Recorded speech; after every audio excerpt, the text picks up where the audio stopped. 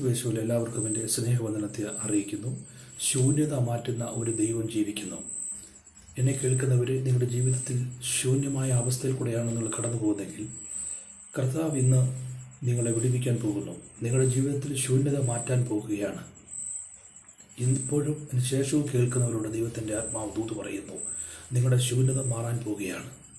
രാത്രി മുഴുവനും അധ്വാനിച്ച് ശൂന്യമായ പടകുമായി കരയിൽ വന്ന പത്രോസിൻ്റെ പടകിൽ യേശു നിന്നുകൊണ്ട് ആഴത്തിലേക്ക് നീക്കി വലയിറക്കുവാൻ പറഞ്ഞു. പത്രോസ് വാക്ക് കേട്ട് വലയിറക്കി. വിശ്വാസത്തോടെ നാം ദൈവത്തിൻ്റെ വാക്ക് കേട്ട് നിന്നാൽ, വിശ്വസ്തയോടെ നിന്നാൽ നമ്മുടെ പടകിനെ തുറപ്പാൻ, നമ്മുടെ ശൂന്യത മാറ്റുവാൻ ദൈവം ശക്തനാണ്. പ്രിയരെ, ഈ ദൈവത്തിൻ്റെ വചനം വിശ്വസിച്ചുകൊണ്ട് പ്രാർത്ഥിക്കുക.